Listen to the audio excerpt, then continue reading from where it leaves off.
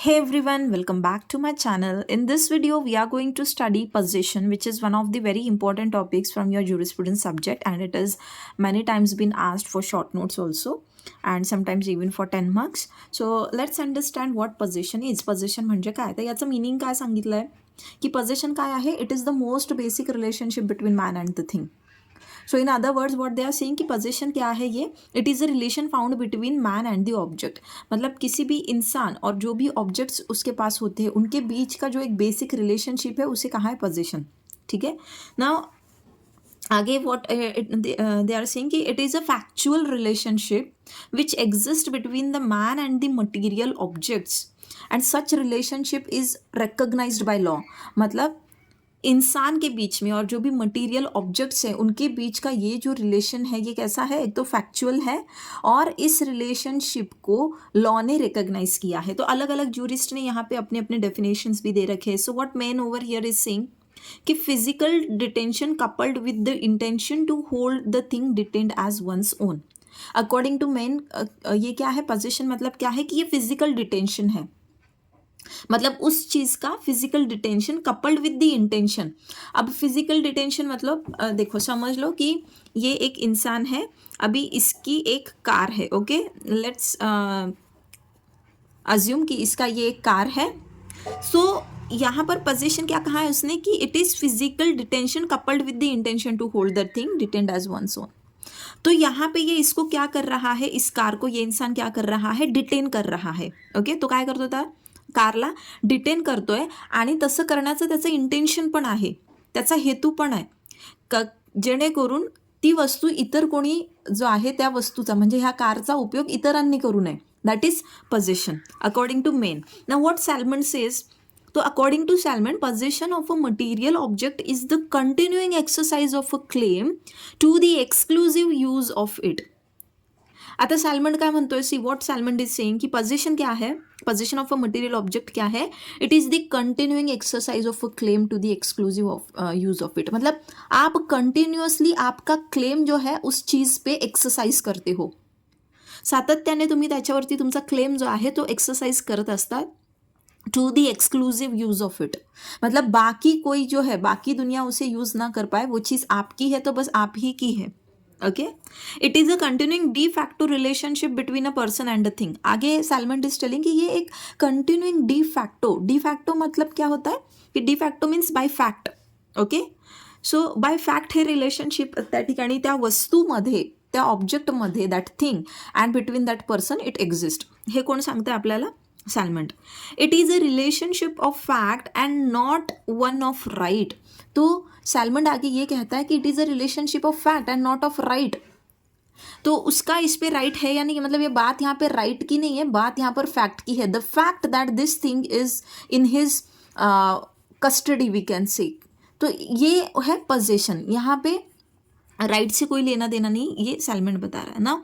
आयरिंग काय म्हणतोय, possession is the de facto exercise of a claim over a thing. तो आयरिंग क्या कह रहा है कि ये एक de facto exercise of claim है बाय फैक्ट, मतलब द वेरी फैक्ट कि वो चीज़ आपके पास है.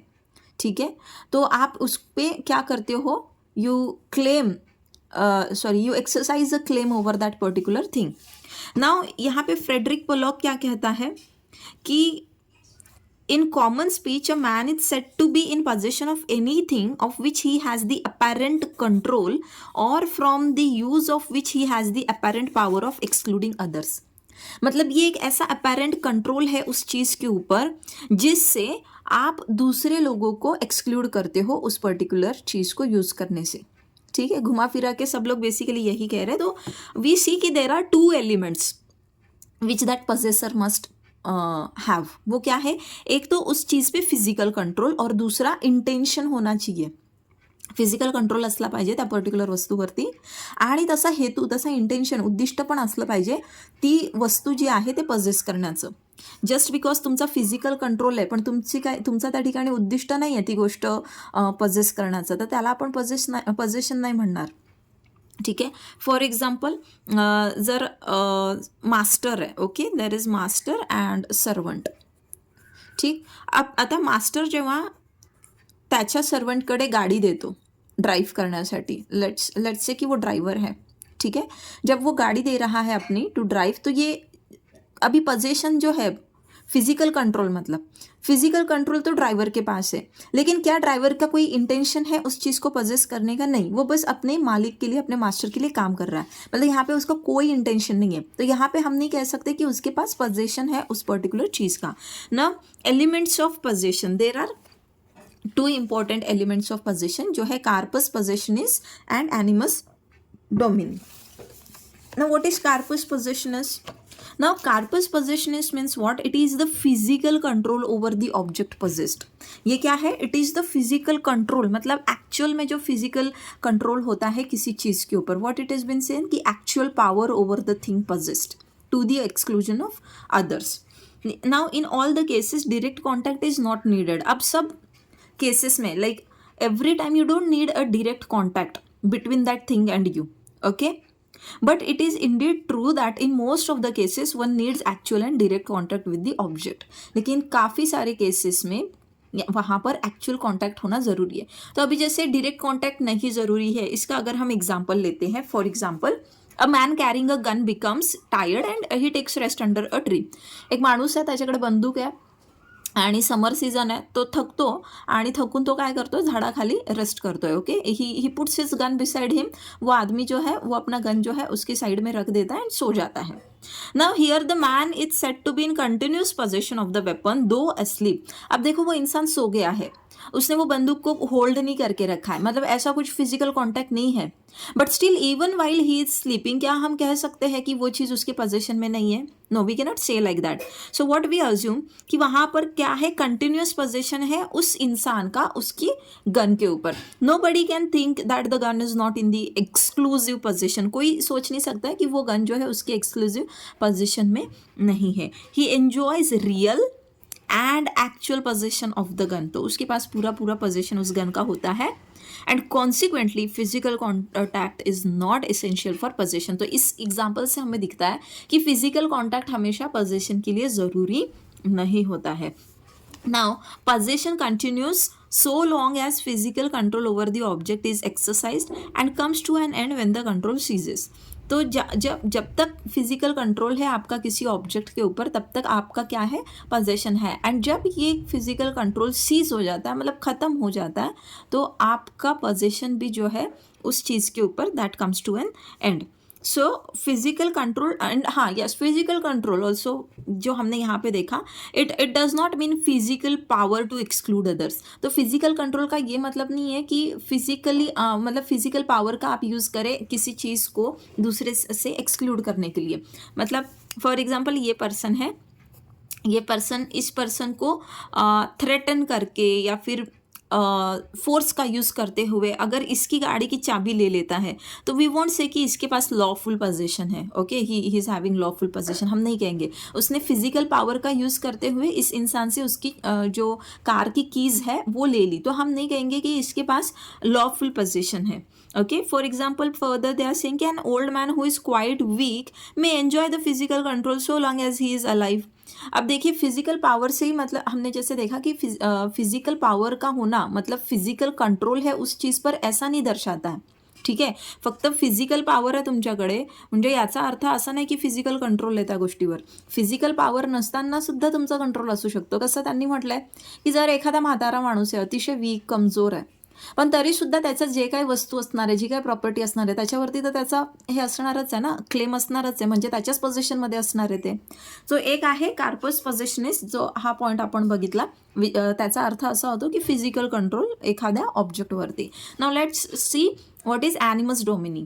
Now it is the mental element. ठीक आहे, ॲनिमस डोमिनी काय आहे, हे मेंटल एलिमेंट आहे, किंवा यालाच आपण काय म्हणतो, intention to hold the object as owner against all others. मतलब दिस इज द इंटेंशन, उस चीज़ को होल्ड करने का, उस ऑब्जेक्ट को होल्ड करने का. And how you are holding that object by excluding others, मतलब बाकी सबको एक्सक्लूड करते हुए आप उस चीज़ को होल्ड करने का आपके पास क्या है, इंटेंशन है, तो उसे कहा जाता है एनिमस डोमिनी. तो एनिमस डोमिनी भी होना ज़रूरी है. जैसे हमने इस एग्जाम्पल में देखा था कि ये इंसान है, ये अपनी कार अपने सर्वेंट को देता है चलाने के लिए, तो भले ही यहाँ पे फिजिकल कंट्रोल जो है यहाँ पर है, लेकिन इंटेंशन है बिल्कुल नहीं है, देयर इज नो इंटेंशन। तो possession is what, possession is corpus possessionis plus animus domini. Possession कब कहेंगे हम, पोजेशन है सिर्फ फिजिकल कंट्रोल से नहीं और सिर्फ इंटेंशन से नहीं, तो ये दोनों का होना बहुत ज़रूरी है। Now what they are saying कि it is a conscious intention to exclude others from the object. तो ये कॉन्शियस इंटेंशन होता है कि दूसरे किसी को उस ऑब्जेक्ट से एक्सक्लूड करने के लिए, मतलब उसका एक्सक्लूसिव यूज़ जो है वो पर्टिकुलर वो इंसान ही करे, ऐसा होता है। Without the mental element there can be no possession. तो जब तक आपका इंटेंशन नहीं है, भले ही चीज़ आपके पास है, लेकिन अगर आपका इंटेंशन नहीं है तो there is no possession. In fact without animus domini the physical control remains only in fact but has no legal result. जैसे कि हमने पहले डिसाइड किया कि बस आपके पास क्या है, फिजिकल कंट्रोल है लेकिन इंटेंशन नहीं है, तो यहाँ पे इसके कोई लीगल रिजल्ट्स नहीं होते, मतलब आपको लॉफुल वहाँ पर कोई राइट नहीं मिलता है, there is no legal position. तो लीगल पोजीशन के लिए क्या ज़रूरी है, दोनों एलिमेंट्स का एग्जिस्ट करना इज़ वेरी वेरी इंपॉर्टेंट। ठीक है, for example see what they are saying कि A may borrow the cycle from B and possess it for some time. ठीक है, ए ने क्या किया, ए ने बी से सायकल लिया, ए ने बी कडनं सायकल बोरो केली। आता ती सायकल ॲक्च्युली कोणाच्या म्हणजे फिजिकल कंट्रोलमध्ये आहे, बीच्या, बट बीचं त्या ठिकाणी इंटेन्शन आहे का एला त्या ठिकाणी एक्सक्लूड करण्याचं, अजिबात नाही. सो वी वोंट से की इथे पोजेशन जे आहे बीकडे लॉफुल आहे. सो अगेन एक एक्झाम्पल दिलं आहे की a servant possesses the things on behalf of his master. तो जो सर्वंट असतो त्याच्या मास्टरच्या ऑन बिहाफ कुठल्या पण ज्या वस्तू जो मास्टर त्याला देत असतो, ती गाडी असेल, ते काही इतर वस्तू असतील, तर ते काय असतात, जरी सर्वंटच्या ताब्यात असले तरी सुद्धा त्याचं इंटेन्शन नसतं, तो कोणाच्या ऑन बिहाफ ॲक्ट करत असतो, he possesses the things on behalf of his master, वो अपने मास्टर के ऑन बिहाफ क्या कर रहा है, चीज़ों को पजेस कर रहा है, उसका कोई इंटेंशन नहीं होता है कि सारी दुनिया को एक्सक्लूड करे, वो किसके लिए एक्ट कर रहा होता है, मास्टर के लिए, तो he just acting like an agent. Okay, now animus domini और the mental element is not specific. अब ये जो एनिमस डोमिनी होता है ये स्पेसिफिक नहीं होता है, मतलब पर्टिकुलर किसी एक चीज़ के लिए ऐसा नहीं है, इट इज़ ऑलवेज जनरल. अब देखिए एक बहुत अच्छा एग्जाम्पल दिया है, समजा आता ए पर्सन आहे, ए पर्सनकडे काही बुक्स आहेत त्याच्या घरामध्ये ठेवलेले, ठीक आहे, देर आर मेनी बुक्स. तो although he may have forgotten the names of many books kept in his house. अब ए फिर भी सारे बुक्स जो है वो पजेस करता है, भले ही वो उन बुक्स के नाम, सारे बुक्स के नाम उसे याद ना हो, वो भूल भी गया हो कि मेरे पास कौन कौन सी बुक्स हैं, तो just because he has forgotten the name of books which are kept in his house, तो हम ये नहीं कह सकते कि वो जो बुक्स है उसके पोजीशन में नहीं है. तो ये जो मेंटल एलिमेंट होता है, मेंटल एलिमेंट कभी स्पेसिफिक नहीं होता है, मतलब जिस बुक का नाम याद है बस वही उसके पोजीशन में, ऐसा नहीं होता है. जिस बुक का उसे नाम नहीं भी याद है लेकिन वो उसके घर में है तो वो उन चीज़ों के पोजीशन में है. Now A borrows a cycle. See what they are saying कि if A borrows a cycle from B and possesses it for some time, or if a servant possesses the things on behalf of his master, such kind of possession held by A or the servant may be called representative possession. तो ऐसे possession को क्या बोल सकते हैं हम, representative, क्योंकि वो किसी और को वहाँ पर रिप्रेजेंट कर रहे हैं. जो मेंटल एलिमेंट यहाँ पर होता है, the mental element to exclude others is exercise not in their own interest. वो अपने खुद के इंटरेस्ट के लिए नहीं वहाँ पर एक्सरसाइज करते ये मेंटल एलिमेंट, मतलब mental element to exclude others. अब जैसे कि ये पर्सन है, ये पर्सन के पास जो है अपने फ्रेंड का साइकिल है, ओके, अब ये इसके पास है तो obviously he is not gonna let other people use this cycle. Why? Not in his interest, बल्कि उसने जिस पर्सन से, इस बी पर्सन से साइकिल लिया है तो उसके ऑन बिहाफ वो चाहता है कि कोई और यहाँ पर क्लेम ना करे इस चीज़ को, जो है इस चीज़ के ऊपर अपना राइट एक्सरसाइज ना करे.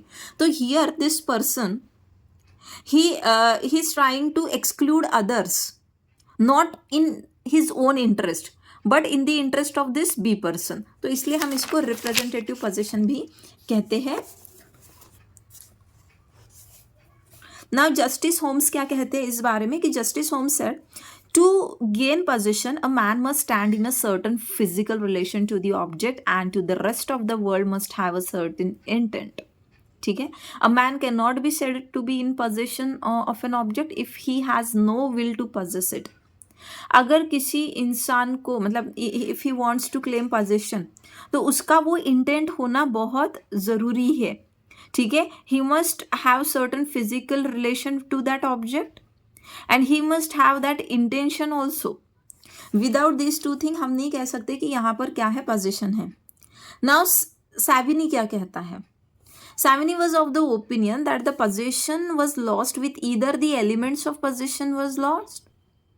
What he said कि that the possession was lost when either of the elements of possession was lost. मतलब क्या कि दोनों में से अगर एक भी चीज जो है, अगर if you are losing any of the element, मतलब अगर आप कार्पस पोजेशनिस लूज कर देते हो या फिर आप एनिमस डोमिनी जो है उसे लूज कर देते हो तो पोजेशन जो है it is no more with you.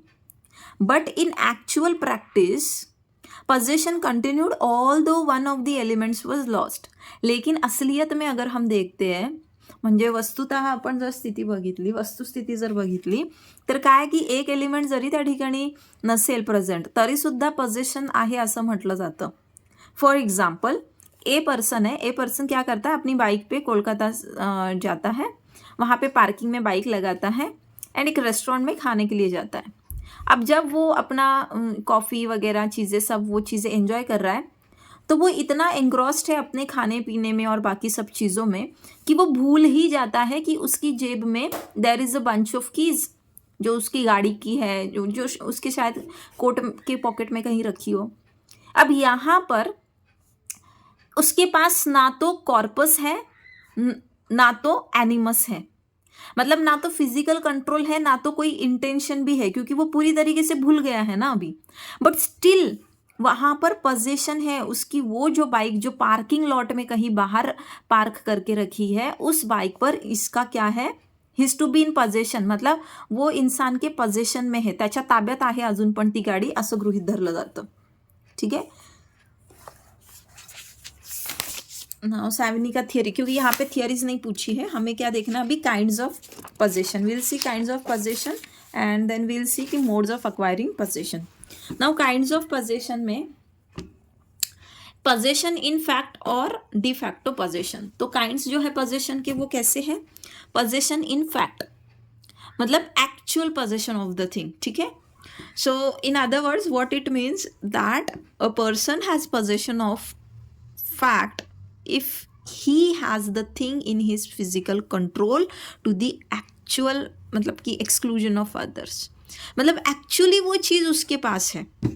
Okay, for example अभी जैसे ये पेंसिल मैंने होल्ड करके रखा है, okay, this pencil bye fact है ना, डी फैक्टो पोजेशन है अभी मेरे पास। अब हो सकता है कि this pencil might not be belonging to me, ये मैंने किसी से बोरो की हो, but the fact that it is in my hand right now, तो ये हो जाता है de facto possession. So possession in fact can be lawful as well as unlawful. तो जैसे मैंने कहा कि हो सकता है ये किसी और की हो सकता है ये पेंसिल चुराई हुई हो, तो मतलब de facto possession जो होता है यानी possession in fact जो होता है ये लॉफुल भी हो सकता है या अनलॉफुल भी हो सकता है। फॉर एग्जाम्पल अगर जैसे मान लो ये पेंसिल मेरे हाथ में है, मतलब मेरे पास de facto possession है। अब ये पेंसिल मैंने खुद खरीदी है, ओके, ये मैंने खुद खरीदी है, I have paid for this, तो ये हो गया मेरा लॉफुल पोजेशन। अब अगर ये पेंसिल किसी ने चोरी करके मुझे दिया है या फिर मैंने चुरा के लाया है, मान लो ये मेरी सिस्टर की पेंसिल है, मैंने चुरा ली उससे, ठीक है, तो ये हो गया अनलॉफुल पोजेशन। मतलब पोजेशन इन फैक्ट जो होता है या फिर जिसे डी फैक्टो पोजेशन कहते हैं, ये कैसा हो सकता है, it can be unlawful as well as lawful, lawful unlawful दोनों हो सकते हैं ना। एक्झाम्पल काय दिलेलं त्यांनी बघा, if a thief steals a cycle from A's house and takes control of the cycle it is possession in fact और de facto possession, but this de facto possession is unlawful. म्हणजे काय कि ए के घर के बाहर से अगर कोई चोर वहाँ पर साइकिल चुरा लेता है और उसे चुरा के साइकिल को लेके जाता है, अब साइकिल किसके पोजेशन में, चोर के, है ना, मतलब उसके पास बाय फैक्ट पोजीशन आ गया, डिफैक्टो पोजीशन, लेकिन उसने तो गलत तरीके से लिया है तो वो हो गया अनलॉफुल। लेकिन जब कोई सर्वेंट के पास उसके मास्टर की कोई चीज़ होती है तो वो कैसा है, लॉफुल पोजेशन है, ठीक है। Now possession in law but not in fact, ठीक है। अब पोजेशन इन लॉ मतलब इसको दे ज्योर पोजेशन बोलते हैं, इन फैक्ट नहीं है, मतलब एक्चुअल में वो चीज़ आपके हाथ में आपने पकड़ी हुई नहीं है अभी, या फिर आपका फिजिकल कंट्रोल नहीं है अभी, फिजिकली आपके पोजेशन में नहीं है, मतलब वो चीज़ तो आपकी है बट फिजिकल कंट्रोल अभी कोई और उस पर किसी का है, ओके। तो यहाँ पर सी एक्चुअल फिजिकल पोजीशन नहीं होता है। फॉर एग्जाम्पल इफ़ इसे कि हम रेंटल बेसिस पे अगर हमारी प्रॉपर्टी देते हैं, ओके। अब ये घर है, मानो ये जैसे suppose this is my house. अब ये घर जो है इसका लीगल टाइटल जो है ये मेरे नाम पे, मतलब I have it's ownership also, but मैंने जो है ये किसी बी पर्सन को जो है रेंट पे दे दिया। अब क्या एक्चुअल फिजिकल पोजीशन है मेरा इस घर के ऊपर? नहीं, वहाँ पे कोई और रह रहा है। लेकिन in law, position in law, law की नज़र में इसका पोजीशन किसके पास है? मेरा है। मतलब इस घर की अगर कोई प्रॉपर्टी टैक्सेस नहीं पे होती है, कुछ भी होता है, तो वहाँ पर क्या कंसिडर किया जाएगा कि ये प्रॉपर्टी मेरे पोजीशन में है और इसलिए फाइन जो है वो मुझे भेजा जाएगा, ना कि उस टेनेंट को।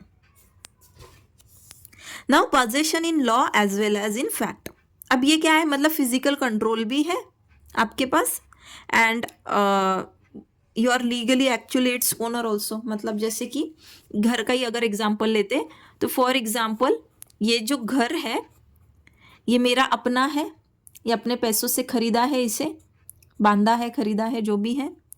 अब इस घर का मेरे पास क्या है, टाइटल भी है, मतलब I am the lawful owner of this घर एंड इस घर में मैं खुद रह भी रही हूँ। तो यहाँ पर दोनों भी आ गया, possession in law as well as in fact. मतलब the fact that I am staying here, तो मतलब मेरे पोजीशन में है वो चीज़, I am exercising my possession over it and क्योंकि वो चीज़ मेरे ही नाम पर है, आई ओन इट, तो ये लॉ की नज़र में भी मेरे ही पास इसका पोजीशन हुआ। Now incorporeal and corporeal position. अब इनकॉर्पोरियल चीज़ें क्या होती हैं? मतलब थिंग्स विच आर इंटेंजिबल। अब इंटेंजिबल ऑब्जेक्ट्स मतलब जिन्हें हम छू नहीं सकते बट वो चीज़ें एग्जिस्ट तो करती है, जैसे कि आईपीआर हो गया, हमारे इंटेलेक्चुअल प्रॉपर्टी राइट्स जो है ना। तो अभी ट्रेडमार्क है, कॉपीराइट है एंड ऑल दिस, तो आप ट्रेडमार्क परचेस करते हो, उसमें फिजिकल कंट्रोल ज़रूरी नहीं होता। क्यों? क्योंकि उसका फिजिकल एग्जिस्टेंस ही नहीं होता है ना। ट्रेडमार्क जो है, ट्रेडमार्क का कोई फिजिकल एग्जिस्टेंस नहीं होता है, आप जाके छू सकते हो। अगर ये पेंसिल है, जैसे पेंसिल को मैंने, I am touching this, I am holding this, I can keep this down, I can hold it. क्या हम ट्रेडमार्क को या कॉपीराइट को ऐसे होल्ड कर सकते हैं? Can we keep it somewhere? No. तो ये सारी चीज़ें हो जाती है इंटेंजिबल ऑब्जेक्ट्स, तो इनके ऊपर फिजिकल कंट्रोल की कोई ज़रूरत नहीं होती है क्योंकि वो फिजिकली एग्जिस्ट नहीं करते। दोज आर इंटेंजिबल ऑब्जेक्ट्स जिन्हें हम छू ही नहीं सकते। नाउ कॉर्पोरियल पोजीशन क्या है? वो है टेंजिबल ऑब्जेक्ट्स का, मतलब जिन्हें हम छू सकते हैं, वी कैन टच देम। जसं की घर है, सायकल है, स्कूटर है, टेबल है, भरपूर साऱ्या वस्तू आहेत अशा, ठीक है। Now next that we are going to see is concurrent position, ठीक है। अब कॉन्करेंट पोजीशन क्या है? What is a concurrent position की मतलब जहां पर दो लोग जो हैं, when two or more persons they possess the same thing at the same time but their claims are not adverse to each other, ठीक है। एक ही चीज को एक ही टाइम पर दो लोग जो है possess कर रहे हैं। फॉर एग्जाम्पल लेट्स से कि दिस इज ओके, घर का ही लेते हैं कि अगर ये मेरा घर है, okay, if this is my house. अब यहाँ पर ये मेरे घर में मान लो मेरा, मेरे मम्मी का, मेरे सिस्टर का, मतलब सब हम लोग रह रहे हैं, ओके। एंड ये हो गया बाय फैक्ट कॉन्करेंट पोजीशन, ठीक है। नाउ लेट्स अंडरस्टैंड कि मान लो इस घर का जो टाइटल है ये हमारे तीनों के नाम पर भी है। We all three are staying here at the same time, we all three are owning it. तो ये क्या हो गया? Concurrent position. मतलब एट ए टाइम दो या दो से ज़्यादा लोग जो है सेम थिंग को पजेस करते हैं, तो दैट इज कॉन्करेंट पोजीशन। तो इसका और एक एग्जांपल ये भी हो सकता है कि ईजमेंट, ईजमेंटरी राइट्स जो होते हैं, तो किसी प्रॉपर्टी पे, मतलब अगर ये रास्ता जो है छोड़ दिया है, यू नो, इजमेंटरी राइट्स में, if this is a path which has been kept for the use of that particular village people and all, या फिर ग्रेजिंग के लिए कुछ लैंड छोड़ा जाता है, तो वहाँ पर वो भी प्रॉपर्टी क्या है, कॉन्करेंट पोजीशन आता है, मतलब वो किसी एक पर्सन के पोजीशन में ना होते हुए एट अ टाइम सब लोग उस पर पोजीशन जो है अपना एक्सरसाइज करते हैं. Now what are the rights of possessor, जो पोजेसर होता है उसके राइट्स क्या है. So first of all तो a possessor has better claim over the object in possession against all except the real owner. मतलब जो possessor होता है, जिस person के possession में वो चीज़ है, तो वो उसे claim कर सकता है against all except whom, except the real owner, जो उसका real owner है. मतलब देखो कि for example अब जैसे ये एक घर है, ठीक है, अभी इस घर को जो है, समझ लो घर है ये, ठीक है, लग नहीं रहा है बट समझ लो, इस घर में मान लो एक टेनेंट को रखा है, रेंटल बेसिस पे दे दिया ये प्रॉपर्टी. तो अब यहाँ इस घर का जो पोजीशन है वो किसके पास है, इस पर्सन के पास. सो ही हैज़ बेटर क्लेम. कल को कोई अगर आकर बोलता है कि ये प्रॉपर्टी जो है ये मेरी है, या फिर किसी भी तरीके से ही is trying to exercise his claim, तो किसी थर्ड पर्सन के अगेंस्ट इसका क्लेम हमेशा बेटर होगा, क्योंकि ये एक्चुअल में पोजीशन में है. सिर्फ किसके अलावा, he has a better claim over this object in position, किसके अलावा, जो रियल ओनर है, मतलब एक्चुअली इस घर का जो रियल ओनर है उसके अलावा ये सबको क्या करेगा, एक्सक्लूड करेगा. Now position is said to be 9 points of law. अब पोजीशन को क्या कहा जाता है, 9 पॉइंट्स ऑफ लॉ. अगर आपको शॉर्ट नोट में पूछा जाता है या फिर कहीं आपको क्वेश्चन ऐसा आ जाता है 9 पॉइंट्स ऑफ लॉ, तो कंफ्यूज नहीं होना है. Position is said to be the 9 points of law.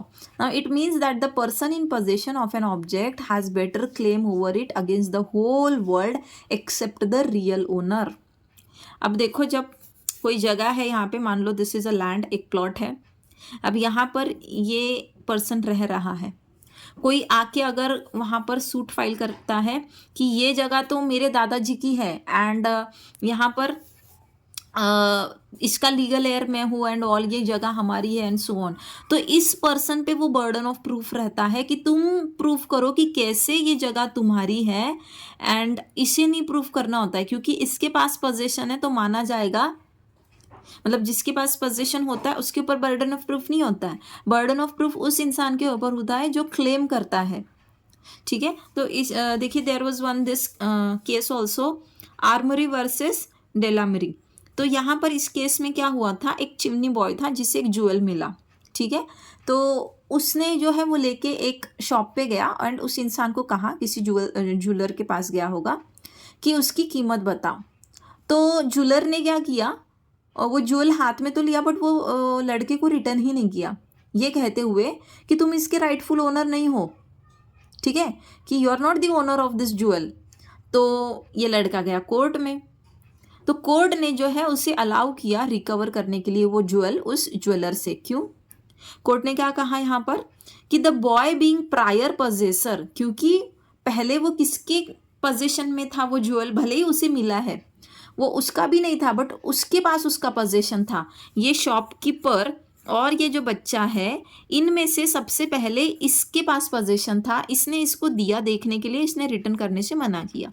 तो कोर्ट ने कहा because the boy being prior possessor, he had a better claim against the whole world except the real owner. अगर इसका real owner आ जाए तब बात अलग है, तब ये रियल ओनर को उसको देना ही होगा. लेकिन यहाँ पर जो शॉपकीपर था, शॉपकीपर का क्लेम जो था वो रियल ओनर के ऑन बिहाफ नहीं था, तो इसलिए शॉपकीपर को जो है कोर्ट ने ऑर्डर किया कि you return the jewel to that particular boy. अब मोड्स ऑफ अक्वायरिंग पोजीशन देखते हैं. तो मोड्स ऑफ अक्वायरिंग पोजीशन क्या है, डॉट याद रखो आप, डॉट. ठीक है, तो डॉट मतलब डी मतलब डिलीवरी. ठीक है, टी ओ मतलब है आपका ऑपरेशन ऑफ लॉ, टी मतलब है टेकिंग. तो अभी मोड्स ऑफ एक्वायरिंग पोजीशन में taking, delivery and operation of law. अब टेकिंग मतलब क्या है, taking is the acquisition of position without the consent of the previous possessor. मतलब आप क्या कर रहे हो, you are simply taking that thing without even taking the consent of previous possessor.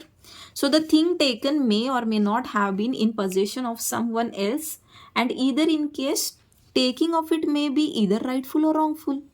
अब taking जो है ये कैसा हो सकता है, दो तरीके का. कैसा, ये राइटफुल भी हो सकता है, ये रॉन्गफुल भी हो सकता है. ना व्हेन इट इज राइटफुल, कि जब उस चीज का पहले कोई ओनर ही नहीं था, there was no owner of that thing, जिसे कहा जाता है रेस नलेस. ठीक है, रेस नलेस बोलो, क्या जैसे भी प्रोनाउंस करना है कर लो यार, क्या ही फर्क पड़ता है, अजीब अजीब सी ये लैटिन टर्म्स होती है इनकी. तो person possesses res nullius, that is things belonging to none, it is called original possession. तो मतलब पहले ये चीज किसी और की थी ही नहीं, and you have taken it now, तो आप बन गए इसके, मतलब आपके पास क्या आ गया, ओरिजिनल पोजीशन आ गया. Now when the position of a thing is taken which already has had a previous owner, तब उसे कहा जाता है डेराइवेटिव टेकिंग. मतलब पहले वो चीज का, जैसे कि प्रॉपर्टी है, पहले इस लैंड का कोई ओनर था, अब इस ओनर से आपने क्या कर लिया, you have taken this land, you have मतलब एक्विजिशन हो गया. फॉर एग्जाम्पल गवर्नमेंट ने एक्विजिशन कर लिया, तो ये क्या हो गया, derivative position. Now next is delivery. तो डिलीवरी मतलब क्या, delivery is the acquisition of position with the consent and cooperation of the previous owner. अब यहाँ पर हाँ, yes, one more very important, कि यहाँ पर जो है कंसेंट नहीं लिया जाता है. Okay, no consent is been taken, ऐसी ली जाती है चीज़ें. अब यहाँ पर कंसेंट होता है जो प्रीवियस ओनर होता है उसका. तो ये एक्चुअल डिलीवरी हो सकता है या कंस्ट्रक्टिव डिलीवरी भी हो सकता है. एक्चुअल डिलीवरी मतलब कि जैसे इमीडिएटली ट्रांसफ़र कर रहे हो आप, कोई चीज़ आपकी थी एंड आपने दूसरे पर्सन ने कंसेंट लिया आपसे, सॉरी परमिशन लिया, you have consented and you have transferred that thing. Constructive delivery में क्या होता है कि एक्चुअल फिजिकल डीलिंग जो है वहाँ पर नहीं किया जाता है, it is just in expressed way, कि मान लो वो आप ही के पास है. अब देखो ये हस्बैंड है, ये वाइफ है, ठीक है. अब हस्बैंड जो है वाइफ के नाम पर अपनी प्रॉपर्टी कर देता है. अब वो प्रॉपर्टी मानो एक घर है कोई, अब इस घर में तो ऑलरेडी हस्बैंड एंड वाइफ दोनों रह ही रहे हैं ना, तो क्या यहाँ पर एक्चुअल डिलीवरी जो है क्या वो होगी, नहीं. कंस्ट्रक्टिव डिलीवरी, क्योंकि वो पहले से ही, तो वो ऐसे कंसीडर किया जाएगा कि okay the delivery has been done, because पहले ही वो वहीं पे रह रही थी. Now next is possession of husband and wife. अब पहले क्या था ना कि जो वाइफ के पोजेशन में जो चीज़ है, तो this was the fiction of law, क्या कि wife and husband are one and same person, कि हस्बैंड वाइफ दोनों अलग अलग ना होते हुए एक ही है. इसलिए जो सारी चीज़ें हस्बैंड के पोजीशन वाइफ के पोजीशन में है वो हस्बैंड के भी पोजीशन में है. लेकिन recently this view has been changed, क्योंकि मॉडर्न एज में देखो भाई सबके अलग अलग लॉकर्स होते हैं, एंड हस्बैंड को क्या पता कि उसके वाइफ के लॉकर में यहाँ पर क्या रखा हुआ है, and there might be some such kind of stuff कि जिसका हस्बैंड को पता भी ना हो, तो हस्बैंड यहाँ पे उसको लायबल नहीं बनाया जाएगा ऐसे पोजीशन के लिए. So this was all about position. I hope you will be able to write if this has been asked in your exams.